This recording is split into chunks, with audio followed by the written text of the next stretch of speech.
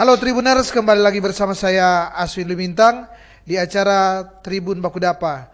Dan kali ini seperti biasa kita akan berbincang-bincang bersama dengan dua narasumber ya dari Gerakan Perempuan Sulut.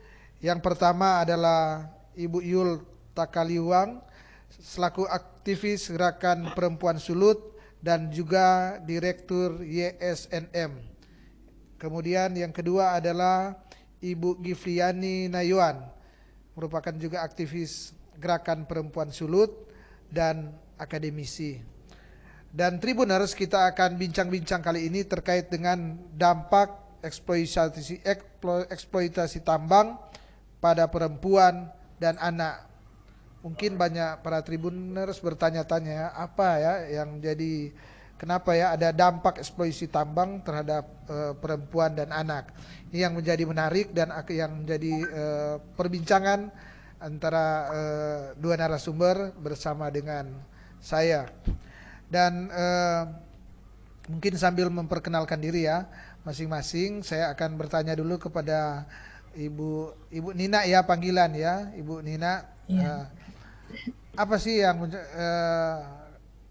yang menjadi dampak ya, boleh ceritakan secara singkat dulu apa yang menjadi dampak eksploitasi daripada tambang yang berdampak terhadap perempuan dan anak. Silakan.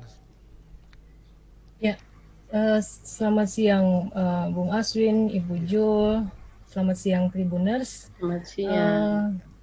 Ya, topik ini sangat menarik ya, dan memang betul Pak Aswin tadi bertanya kenapa topik ini diangkat. Saya kira ini pertanyaan mendasar yang perlu kita respon, dan bersyukur Tribun juga membahas topik ini karena memang ini isu yang sangat kontekstual saat ini dan relevan. Dan pertanyaan dampak eksploitasi tambang terhadap perempuan dan anak, mungkin saya akan memulai dengan kita pemahaman tentang bagaimana sebenarnya kita masyarakat memahami hubungan antara manusia dengan alam. Mungkin kalau nanti akan bicara langsung ke soal dampak ya nanti dalam proses percakapan lebih lanjut ya. Tapi saya kira saya mau memulai dengan bagaimana kita manusia saat ini memahami tentang hubungan kita dengan alam, dengan lingkungan. Nah, memang ada beberapa perspektif ya, dan paling tidak ada 3 sudut pandang atau paradigma berpikir manusia saat ini memahami bagaimana dia berelasi dengan alam atau dengan lingkungan, memahami hubungannya dengan alam. Sudut pandang yang pertama yaitu sudut pandang antroposentris. Nah, ini dari istilah Yunani, anthropos itu manusia. Jadi kalau antroposentris itu sebenarnya pandangan yang berpusat kepada manusia. Manusia dianggap sebagai pokok, sebagai segala-galanya. Jadi semua yang ada di alam, di bumi ini diperuntukkan untuk kebutuhan manusia tok. Jadi manusia itu sedemikian ditempatkan begitu utama ya kalau dalam pandangan antroposentris. Sehingga kita juga harus bertanya, apakah praktik-praktik eksploitasi, eksplorasi alam atau pertambangan saat ini menganut pandangan ini antroposentris? Ya, semua usaha-usaha tambang itu diperuntukkan untuk memenuhi kebutuhan manusia tok. Ya, jadi ini sudut pandang yang pertama. Itu dalam realitas ada. Nah, kita harus melihat apakah praktik tambang yang ada saat ini menganut pandangan ini antroposentris.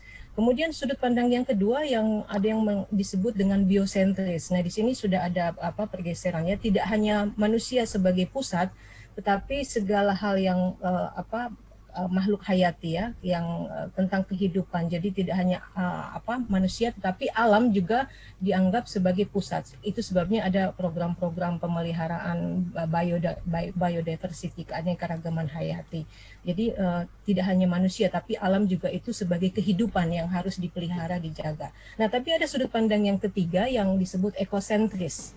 Nah, dalam sudut pandang ekosentris ini tidak hanya manusia, alam atau yang hayati, tetapi sumber daya alam semua yang ada dalam ekosistem dunia ini termasuk sumber daya alam mineral itu dianggap sebagai bagian dari ekosistem kehidupan yang harus dijaga, yang punya hubungan keterkaitan satu dengan yang lain. Jadi kita bisa melihat ya dalam kalau ekosentris ini melampaui biosentris. Jadi sumber daya alam termasuk mineral entah ya yang ada di perut bumi ini dianggap sebagai bagian dari ekosistem kehidupan. Jadi karena dia bagian dari ekosistem kehidupan, dia harus dijaga, dirawat, dipelihara, tidak boleh dimusnahkan atau dirusak ya. Nah ini jadi kita kemudian mengevaluasi dengan sudut pandang yang ada ini praktek-praktek eksplorasi yang mengarah kepada eksploitasi alam saat ini, termasuk yang kita akan bahas saat ini adalah eksploitasi tambang. Kita perlu bertanya apakah praktik-praktik eksploitasi tambang yang ada saat ini menggunakan perspektif antroposentris kah? Seorang berusaha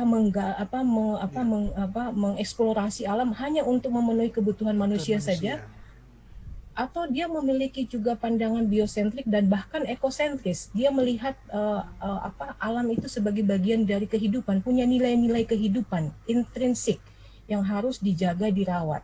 Nah, ini yang menjadi persoalannya ketika praktik-praktik tambang itu hanya berpusat pada antroposentrik.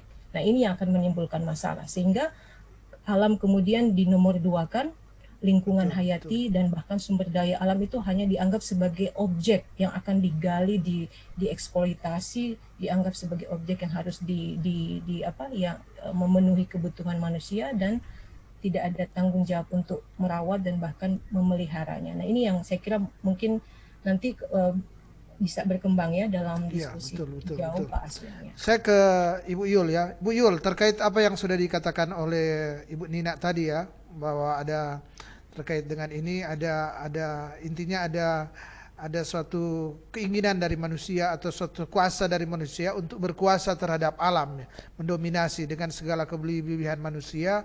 Dia ada suatu niat, bahkan dia memakai segala kelebihan manusia untuk menguasai alam, termasuk lingkungan, termasuk yang kita bicarakan ini. Dia mengeksplor ya akan lingkungan termasuk tambang. Terkait dengan ini kira-kira Ibu Yul, kalau melihat di Sulawesi Utara ya, kita perkecil skopnya di Sulawesi Utara, kira-kira di Sulawesi Utara ini apa masuk di antroposentris atau manusia yang mau berkuasa untuk mengendalikan alam termasuk tambang, atau masuk di biosentris atau di ekosentris? Boleh kasih contoh-contoh yang empiris terkait dengan situasi ya eksploitasi alam di Sulawesi Utara. Bagaimana Ibu Yul? Baik, saya kira kalau dari pengalaman pendampingan kasus yang selama ini saya selalu tangani, korbannya sebenarnya tidak hanya alam semata ya. Korbannya juga adalah manusia itu sendiri. Biasanya ya akibat dari keinginan manusia untuk tujuannya sih untuk mengeksploitasi alam. Tetapi dia sudah tersangkut dengan kehidupan manusia yang lain yang dampaknya tidak diperhitungkan, bahkan sama sekali tidak dianggap ya. Nah, itu kan tidak semua orang seperti itu, tidak semua manusia seperti itu.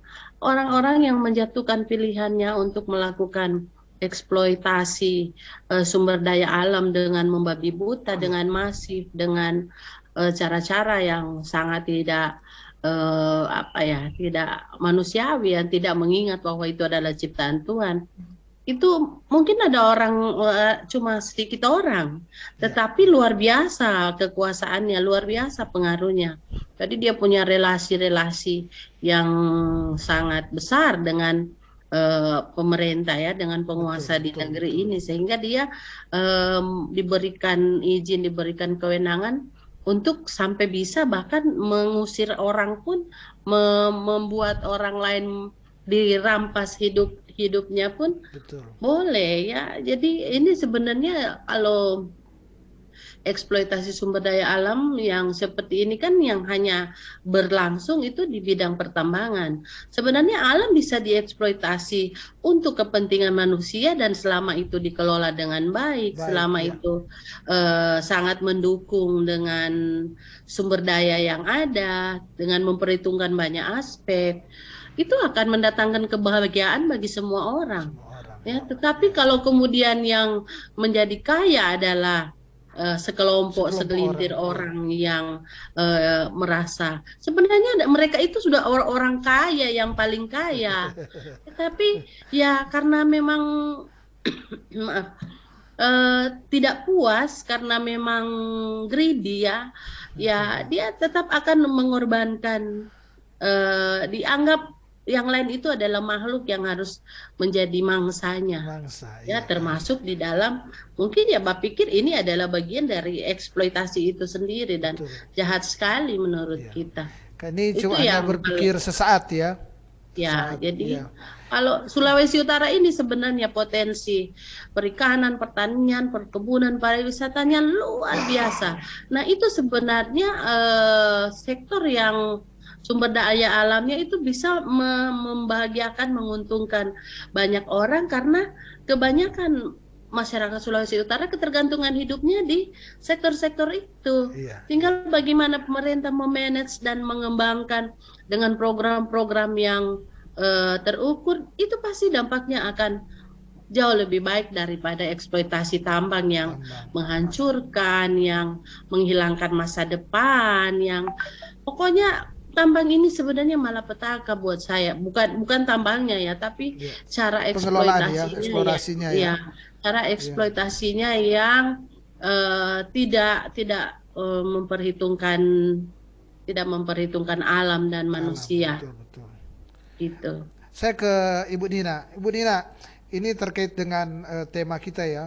Bagaimana sebenarnya boleh dijelaskan ya hubungan lingkungan dengan perempuan. Tapi maksud saya hubungan ya antara tambang atau eksplorasi tambang ini dengan dampaknya terhadap perempuan dan anak.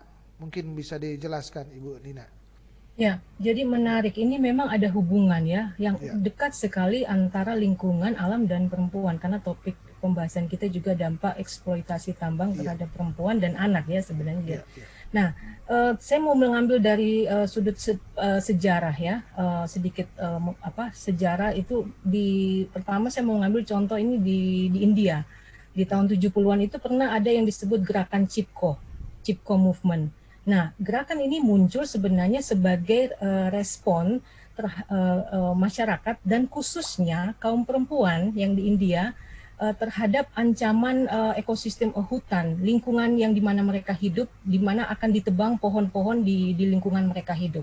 Dan karena itu kaum perempuan di India itu kemudian melakukan upaya memeluk pohon, hugging the tree.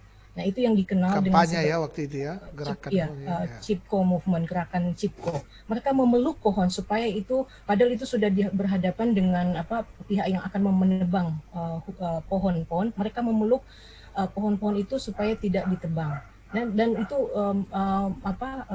dari sejak tahun 70-an dan ya memberikan suatu gambaran betapa perempuan melihat hutan itu sebagai lingkungan yang memberi kehidupan.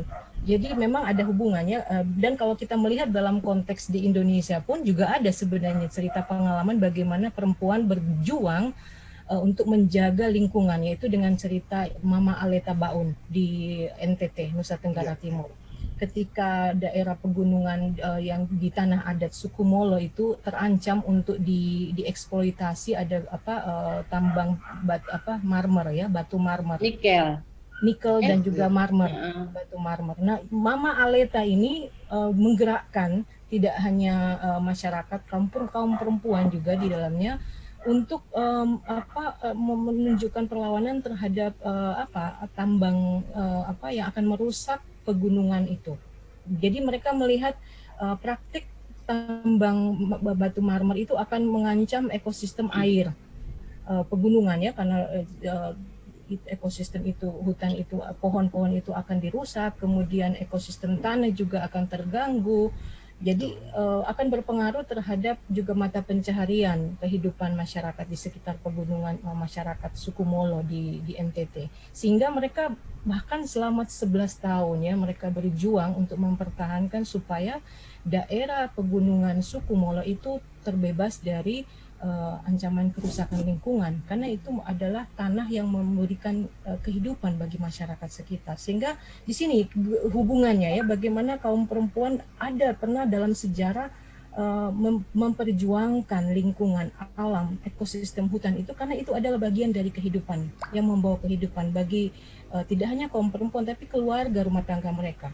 Perempuan sangat bergantung kepada ketersediaan air bersih, ketersediaan air sebagai sumber kehidupan, kepada sumber pangan bayangkan kalau galian-galian tambang itu merusak daerah mata pencarian, itu kan otomatis akan mengganggu sumber kehidupan, dan kaum perempuan ya punya peran di situ, sangat bergantung. Jadi di situ kita bisa melihat hubungan, dan sebenarnya ada banyak cerita ya bagaimana hubungan perempuan dengan lingkungan. Ada juga cerita tentang yang disebut mama-mama di pegunungan Kendeng ya, karena ancaman terhadap tambang dan juga pabrik semen di pegunungan Kendeng Jawa Tengah. Ada upaya mama-mama, ibu-ibu melakukan upaya untuk bagaimana menjaga pegunungan Kendeng itu bisa terbebas dari praktik tambang yang bisa berpotensi merusak lingkungan sumber mata pencarian mereka. Sehingga di sinilah dari pengalaman sejarah kaum perempuan yang menjaga lingkungan ini, kita bisa melihat ada hubungan sebenarnya antara keberadaan kehidupan perempuan dengan lingkungan. Belum lagi kalau kita melihat dampak ketika tambang itu menggunakan bahan-bahan logam berat ya dalam praktik tambang, misalnya logam merkuri, sianida, itu akan berpengaruh terhadap kondisi kesehatan tidak hanya kaum perempuan, anak, tapi juga terhadap masyarakat. Jadi mereka akan terpapar banyak dampak buruknya kesehatan masyarakat, dan juga fungsi reproduksi perempuan ya akan terganggu dengan ketika ada paparan logam berat merkuri di sekitar wilayah tambang. Dan begitu juga dalam praktik tambang ada juga saya pernah membaca kajian perempuan dan anak bahkan terlibat sebagai pekerja misalnya di pertambangan, tetapi perlakuan terhadap pekerja misalnya ya tambang perempuan dan anak itu mereka mendapat upah yang lebih rendah. Jadi tidak ada ketidakadilan di sana. Nah, ini juga bagian dari dampak pertambangan yang memberikan dampak yang merugikan bagi kaum perempuan dan anak. Belum lagi dari segi kesehatan dan juga dampak kehidupan secara ekonomi ya. Jadi saya kira ada banyak hal yang bisa kita lihat, dan saya kira Ibu Jul pasti juga dalam kerja-kerja pendampingan di beberapa tempat punya banyak pengalaman bagaimana dampak pertambangan terhadap kehidupan perempuan dan anak, saya kira. Ya, Ibu Yul, seperti kita ketahui bersama, cerita soal tambang ini juga kan di Sulawesi Utara banyak. Ada Nyumon Minasaraya ya yang kembali yang pada awal tahun 2000 ya sempat ramai. Kemudian ada MSM ya. Ada di Bolmong Raya sana ada resource, ada banyak ya, di Sangir juga ada banyak resources. Maksud saya sejauh pengamatan Ibu Yul ya di tambang-tambang yang ada di Sulawesi Utara ini, apa aja juga mereka ada dampak terhadap perempuan dan anak, atau gimana sejauh pengalaman Ibu Yul dalam melakukan pendampingan di beberapa daerah tambang yang saya sebutkan tadi, silakan. Oke. Begini, ketika sebuah izin pertambangan masuk di sebuah wilayah kan biasanya masyarakat sekitar itu jarang sekali ada yang dilibatkan, ya. Paling Proses awal, AMDAL, RKL, RPL itu biasanya tertutup, atau kalaupun dilakukan dengan cara melakukan pembodohan. Saya masih ingat dulu di Emiras Soputan Mining ya, perusahaan mengumpulkan masyarakat itu melakukan KKR. Jadi ini ada Ibu Nina eh Bu Dina Pendeta, saya punya ini dokumen dari KKR itu ya. Dokumen dari KKR itu mengutip ayat-ayat Alkitab untuk membodohi masyarakat bahwa pemerintah adalah wakil Allah di dunia. Ya, jadi siapa yang tidak mendengarkan pemerintah. Jadi begini, DP ceritakan pemerintah mengizinkan perusahaan. Jadi perusahaan yang sudah diizinkan oleh pemerintah itu harus didukung. Jadi kalau yang tidak mendukung perusahaan mereka akan dikutuk oleh Allah. Nah, intimidasi begini kan, aduh, menurut saya ini kekerasan terhadap intimidasi terhadap baik mau perempuan mau anak, karena pada waktu itu diundang untuk hadir di hari itu tanda tangannya diambil. Jadi mereka tidak tahu kalau tanda tangan ini mau dilampirkan di proses di dokumen AMDAL, dan itu terjadi. Nah, itu kalau melibatkan masyarakat ya, dengan itu di perizinan. Tapi terkait dengan kekhawatiran perempuan, ya, kekhawatiran perempuan atas sumber daya hidupnya, atas ruang hidupnya. Perempuan itu berpikir selalu sangat sempurna, sangat komplit ya. Suaminya, anaknya, orang tuanya, cucunya, semua dia akan perhitungkan. Bagaimana kehidupannya ketika misalnya dia kehilangan lahannya, dia kehilangan sumber airnya, dia kehilangan ikan, misalnya dia seorang penjual ikan, itu akan membuat dia terdorong untuk melakukan apapun. Ya, itu makanya di dalam beberapa pengorganisasian yang saya lakukan pendampingan, perempuan itu jauh lebih militan dari laki-laki. Ya, saya bukan karena saya perempuan, bukan. Tapi fakta ya, kita mau kasih tunjuk fakta. Di Pulau Bangka dulu, ya, untuk pendampingan saya di Pulau Bangka, ketika waktu itu ada pasukan elit, kalau tidak salah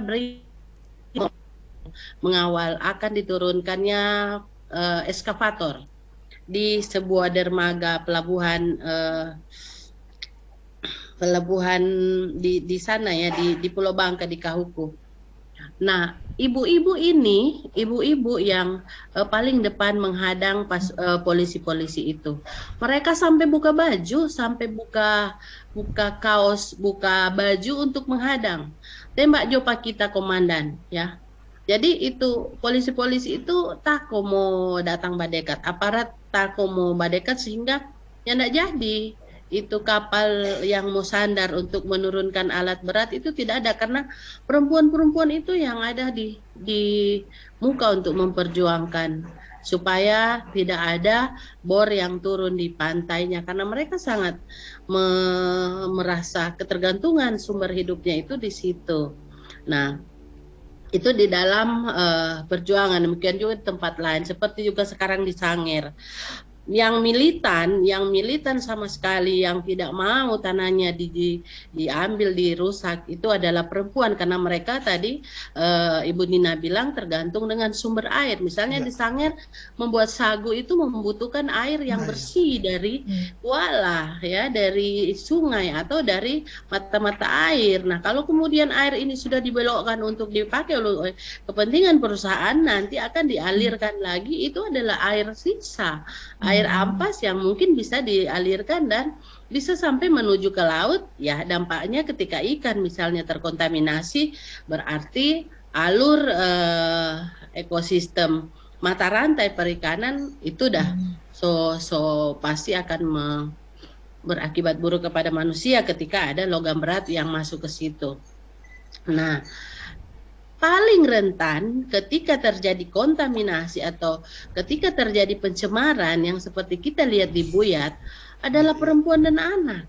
Ya, waktu di Buyat itu kan 4 tahun setelah Newman beroperasi. Nah, tidak usah orang menjadi profesor atau harus sekolah tinggi-tinggi membuktikan bahwa itu tercemar atau tidak. Nah, mereka sebelum perusahaan ini berjalan, tidak ada penyakit seperti yang mereka rasakan waktu itu. Kan misalnya benjolan, menjadi banyak, semua orang di situ punya benjolan di dalam mata, di badan, ya, kelumpuhan, lalu kemudian mereka mengalami penebalan kulit, gatal-gatal, kemudian perempuan mengalami kelumpuhan, anak-anak mengalami kemunduran intelektual. Kalau kelas 1, kelas 2 dia tahu baca, tiba-tiba kelas 4 dia menjadi tidak tahu baca. Ya, itu karena kontaminasi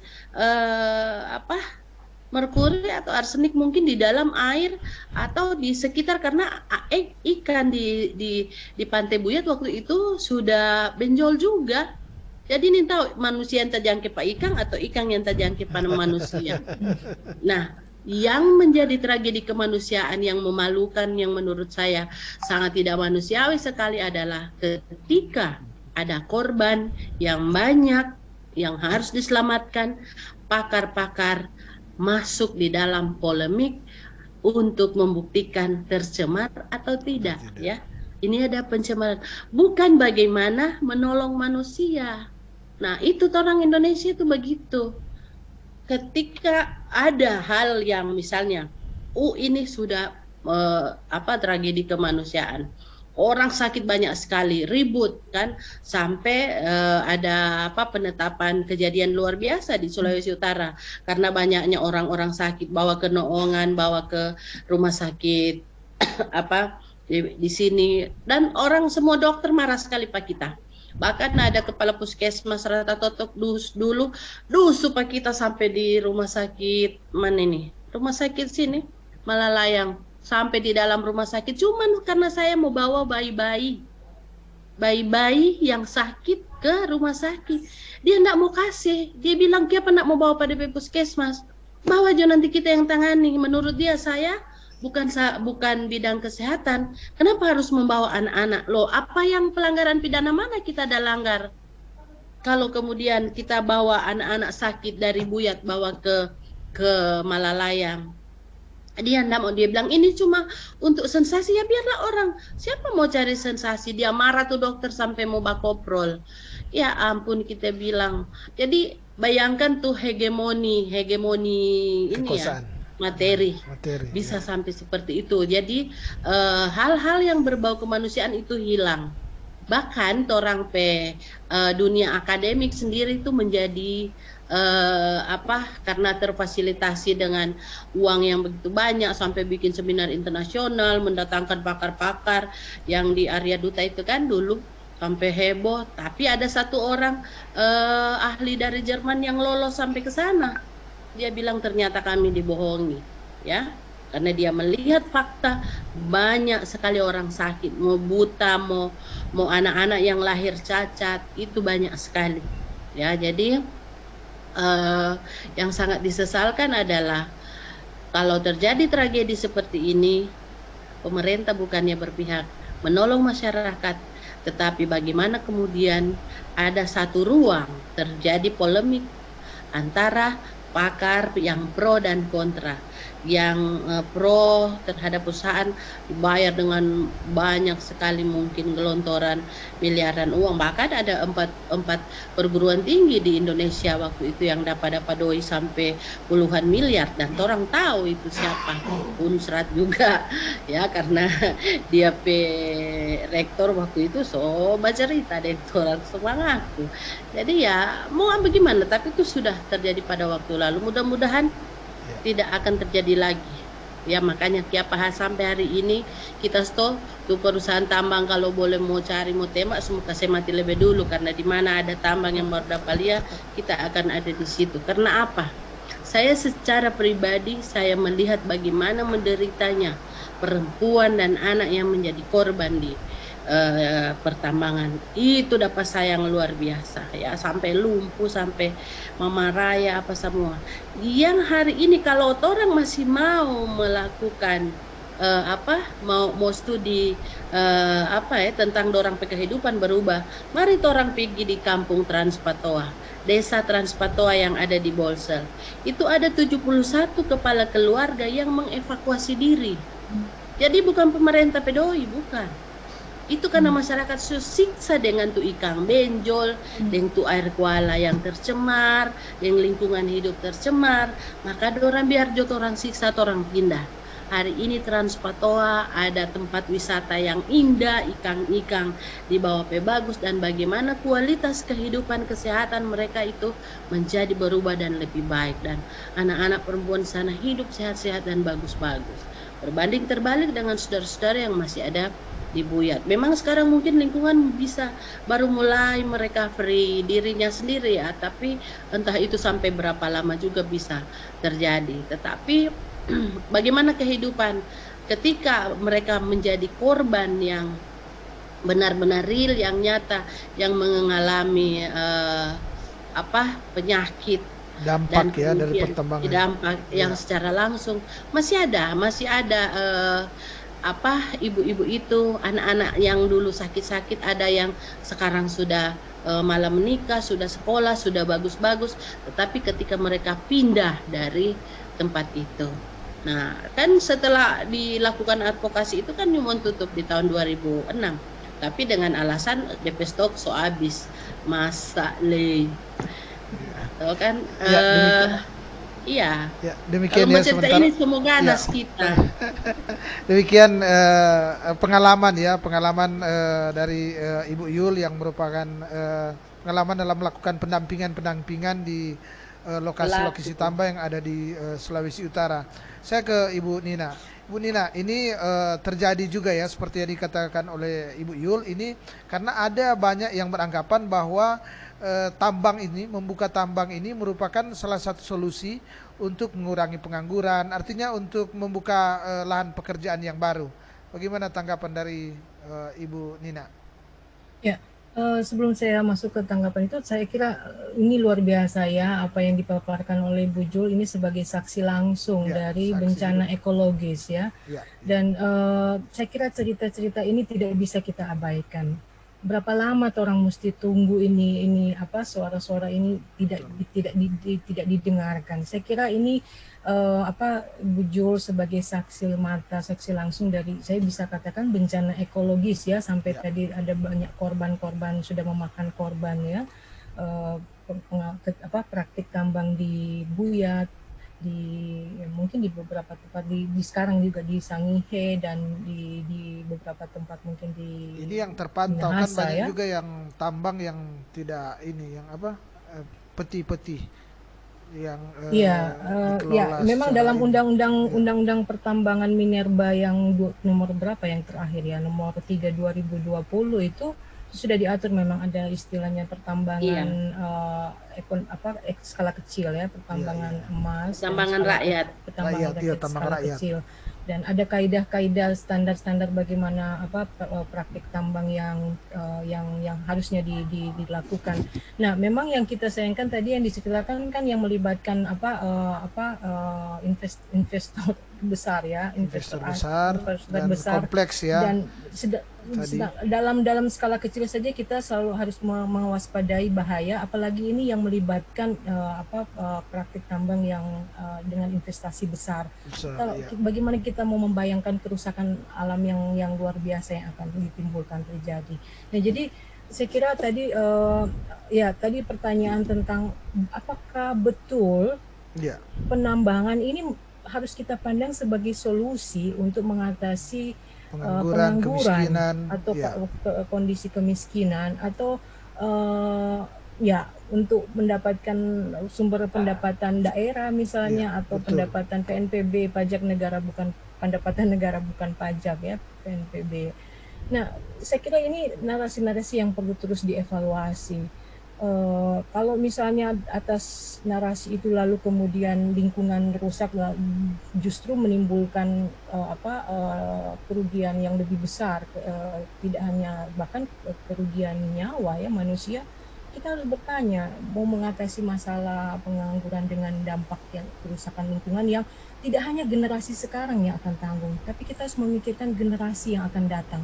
Bayangkan kalau itu sumber daya alam sudah dikeruk habis-habisan saat ini untuk kepentingan manusia hari ini, lalu bagaimana dengan generasi yang akan datang? Ini juga problem. Betul. Sehingga kalau bilang hanya mau mengatasi pengangguran hari ini, mengatasi problem hari ini, tapi ini ada ancaman problem masa generasi yang akan datang yang juga kita tidak boleh abaikan, harus kita pikirkan. Jadi ini saya juga yang menjadi saya kira keprihatinan kelompok environmentalis ya, ekologis, atau bahkan dalam konteks ya mungkin pejuang dari perspektif perempuan ekofeminis melihat penting untuk membangun kesadaran praktik eksplorasi yang tidak mengabaikan pemeliharaan lingkungan alam. Jadi ya mungkin kita butuh eksplorasi alam. Kita butuh, oke lah, katakanlah kita perlu menjawab problem pengangguran, problem menyediakan menyekolahkan anak dengan pendapatan yang dihasilkan dari praktik tambang, tetapi kita harus melihat apakah praktik-praktik eksplorasi alam saat ini jangan sampai mengarah kepada kerusakan alam yang lebih besar. Jangan sampai berdampak pada bahkan merugikan kehidupan nyawa manusia dan juga kehidupan alam. Alam itu punya nilai intrinsik kehidupan kalau tadi pandangan ekosentris ya. Jadi alam itu juga punya nilai intrinsik kehidupan yang harus terus dijaga supaya kita bisa hidup berdampingan dengan alam, manusia bisa hidup berdampingan dengan alam. Dan saya kira mungkin kita perlu melihat pada undang-undang yang ada ya, apakah memang regulasi juga yang ada saat ini menjamin praktik-praktik pertambangan yang memang tidak akan mengarah pada kerusakan alam yang lebih hebat ya. Ya, jadi saya kira ini perlu melibatkan banyak pihak untuk memantau, untuk mengadvokasi. Tadi Ibu Jul, peran Ibu Jul ya, mengadvokasi sejauh mana praktek-praktek tambang yang ada selama ini di Sulawesi Utara ini, apakah memang dia mempertimbangkan dampak lingkungan yang lebih minimal atau justru mengabaikan semua itu. Jadi saya kira perlu keterlibatan banyak pihak. Apalagi pengambil pemerintah saya kira ya, yang karena menjalankan mandat konstitusi menjamin perlindungan, memberi perlindungan bagi segenap warga negara Indonesia. Jadi jangan sampai praktik tambang ini dijadikan sebagai alasan untuk pembangunan ekonomi, tapi dampak ke manusia dan ke lingkungan justru merusak. Saya kira ini yang harus dihindari, harus kita jaga, dan saya kira tadi Ibu Jo menyinggung soal peran agama ya, ketika dalam proses itu, lalu kemudian dalam proses membaca Alkitab lalu ditafsirkan sedemikian rupa. Saya kira ini juga memang ya penafsiran yang disalah tafsirkan seperti ini, saya kira juga harus dihindari ya. Saya kira kalau saya mengambil dari teks ada di kitab Roma pasal 8 ayat 22, di situ ada mengatakan segala makhluk di bumi ikut menderita, mengeluh dan merasa seperti sakit bersalin. Jadi saya mau merefleksikan praktik-praktik pertambangan yang berujung pada merusak lingkungan, merusak alam. Ini sama seperti alam itu sedang meratap saat ini. Alam itu sedang merasa kesakitan seperti seorang ibu yang sakit bersalin. Itu disebutkan dalam teks Roma pasal 8 ayat 22. Nah, sejauh mana kita mau mendengar suara alam ini yang meratap, menangis, merasakan sakit seperti sakit bersalin. Saya kira pengalaman Ibu Jul sudah luar biasa mendengar tangisan alam itu sedemikian dalam ya. Dan saya kira kita perlu lebih banyak lagi pihak yang memiliki kemampuan untuk berempati dengan tangisan ratapan alam itu. Saya kira sama dengan manusia juga ya. Jadi karena dalam perspektif ekosentris tidak hanya manusia yang punya nilai kehidupan, tapi alam itu juga punya nilai kehidupan. Jadi kalau alam sekarang ini meratap, menangis karena sudah dieksploitasi demikian, ya marilah kita manusia yang hidup dalam ekosistem dunia ini, kita juga ikut berempati. Dan saya kira itu sudah ditunjukkan oleh Ibu Jo ya, yang dengan kerja advokasi yang tadi sudah dipaparkan.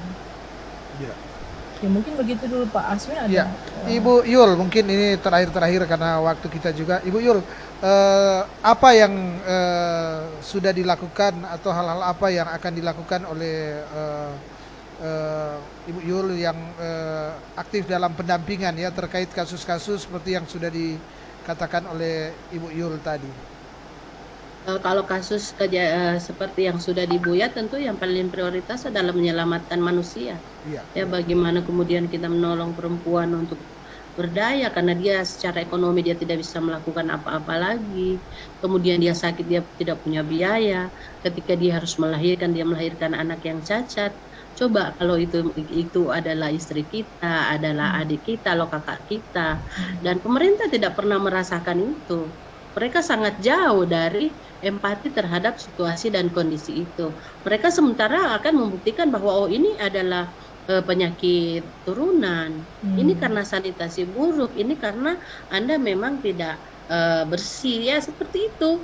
Dan masyarakat akan selalu disalahkan atas fakta-fakta yang mereka alami, padahal mereka sama sekali tidak tahu dari mana. Nah, apa yang harus dilakukan? Yang kami sementara lakukan adalah bagaimana tidak terjadi lagi kejadian seperti di Buyat di Sulawesi Utara ini. Kalau boleh jangan ada lagi. Ya. Tetapi kalau pemerintah kemudian selalu berharap bahwa tambang adalah tempat untuk mendapatkan uang sebanyak-banyaknya, mari secara transparan jelaskan kepada masyarakat. Newmont sudah mendapatkan 72 triliun. Berapa yang ditinggalkan Sulawesi Utara? Ya, kalau itu bicara tentang 170 triliun. Ya, kalau jadi untuk Sulawesi Utara berapa? Nah, sekarang orang-orang yang sakit di sana dapat apa? Ya, kalau kemudian kita fair, itu adalah sumber pendapatan. Siapa yang kaya? Hanya itu Sapape Popoji yang suka buang-buang. Jadi saya jadi marah sekali karena saya adalah orang yang benar-benar tidur kalau somatis tuh somati leden orang ya. Tapi karena Tuhan kasih umur panjang, maka hari ini di mana ada masyarakat yang akan terkena dampak yang berpotensi akan dialami seperti orang-orang di Buyat, saya akan berada bersama dengan mereka, bukan karena kita spesialis menghadang tambang besar, karena kita nih mau akan jadi lagi seperti di Sulawesi Utara. Nah, yang menjadi ini pertama adalah pemerintah harus merubah paradigma, harus merubah pola berpikir. Kita menjadi event organizer untuk event-event acara-acara seremonial tentang penyelamatan lingkungan, tentang penyelamatan pesisir, tentang perusakan karang. Coba itu gedung besar itu di Paniki sana, yang bulat-bulat itu di dalam apa?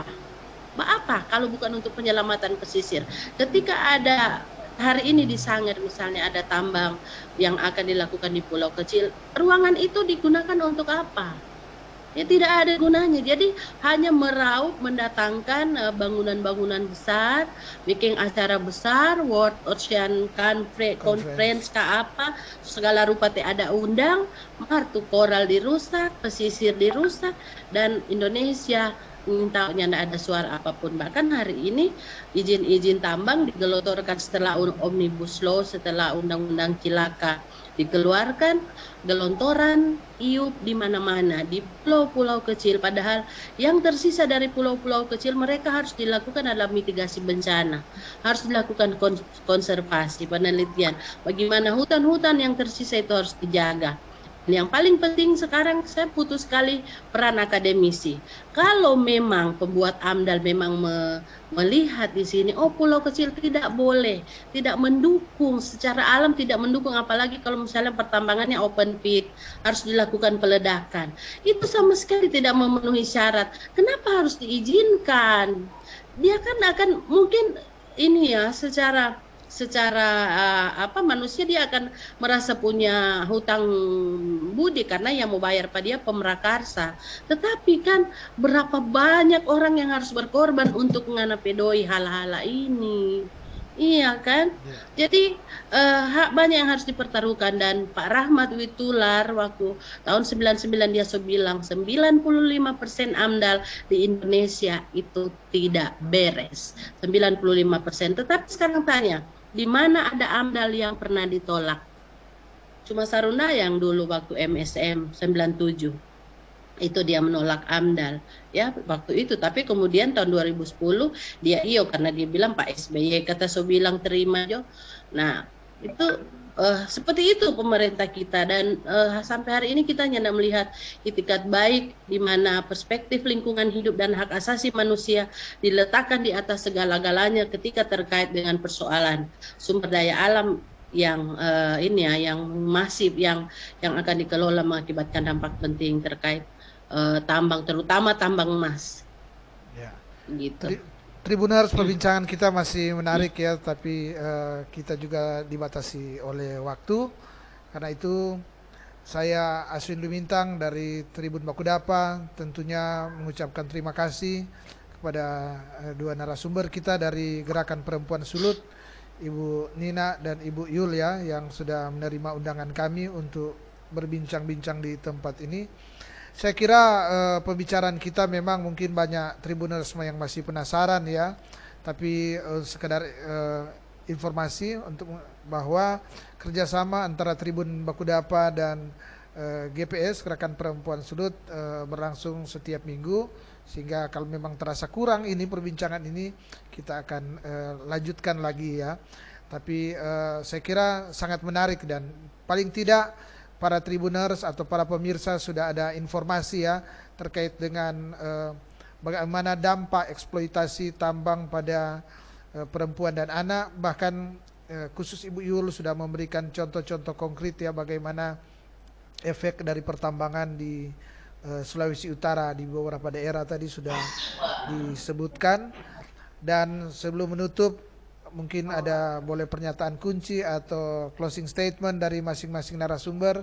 Dari Ibu Nina dulu, kemudian Ibu Yul, silakan. Closing Baik, statement.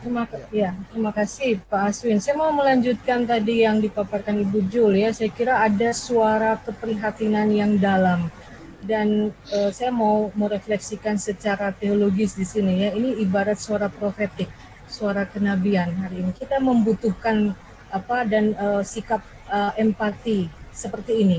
Dan saya kira saya mau mengajak, karena itu dalam pernyataan kunci ini tidak hanya elemen masyarakat tetapi juga komunitas agama, komunitas beriman. Bagaimana kita memaknai kehadiran misalnya entah gereja atau masjid dan kelompok komunitas beriman lainnya ya. Saya kira meresponi dampak kerusakan karena praktik tambang ini harus menjadi bagian dari keprihatinan bersama, dan termasuk juga misalnya di sini gereja ya, ini sebagai bagian dari panggilan profetik untuk bagaimana terus menyuarakan bahwa ini ada problem yang harus disikapi dan harus direspon bersama. Karena itu saya juga mau mengajak pada kesempatan ini, mari orang sama-sama melihat alam ini sebagai bagian dari ciptaan Tuhan yang perlu kita jaga rawat bersama. Kita perlu hidup berdampingan dengan alam, dan saya kira kepada para pengambil kebijakan juga tolong untuk menunjukkan kepedulian terhadap keprihatinan masyarakat saat ini ya, dalam konteks lingkungan dan dalam konteks eksploitasi alam yang semakin bisa memakan korban. Saya kira ini saya menjadi ajakan untuk semua, tidak hanya kepada elemen komunitas beragama, tapi juga kepada para pengambil kebijakan. Boleh tolong memberikan kepedulian ya yang nyata kepada masyarakat, aspirasi masyarakat dalam menunjukkan kehidupan dengan lingkungan yang lebih adil, dan sehingga keadilan ekologis itu juga bisa kita wujudkan. Saya kira mungkin itu Pak Aswin, terima kasih, dan terima kasih juga Ibu Jul untuk pemaparan yang disampaikan. Silakan Ibu Yul, closing statement. Oke, saya hanya akan mengunci bahwa tanpa tambang masyarakat akan jauh lebih sejahtera. Ya, tanpa tambang dieksploitasi, karena kehidupan pasti akan berjalan baik apa adanya, damai ya. Seperti misalnya di Sangir hari ini, orang Sangir menyekolahkan anak selama ini tidak dengan tambang ya, sampai profesor, sampai pangkat tinggi-tinggi juga banyak hanya dengan kelapa, hanya dengan kopra, cengkih, pala, kemudian batanam ini. Jadi mana prioritas sektor yang selama ini menjadi masyarakat menggantungkan hidupnya, itulah yang dipilih untuk dikembangkan atau didukung oleh pemerintah. Jangan justru menghadirkan sektor yang akan justru merusak sektor-sektor andalan yang menjadi andalan kehidupan masyarakat. Itu kalau pemerintah bijak. Itu saja, saya kira berharapannya seperti itu, dan doanya juga dengan Ibu Nina sama, supaya pemerintah lebih lebih bijaksana lah. Begitu Pak Aswin. Ya, sekali lagi saya Aswin Lumintang dari Tribun Bakudapa mengucapkan terima kasih kepada Ibu Nina, Ibu Yul ya, yang sudah berbincang-bincang, kita sudah berdiskusi bersama, dan semoga apa yang kita perbincangkan ini boleh bermanfaat bagi para Tribuners yang sampai saat ini setia menyaksikan di Facebook Tribun Nado maupun di YouTube Tribun Nado TV. Sekali lagi saya mengucapkan terima kasih kepada semua, dan mata lokal menjangkau Indonesia.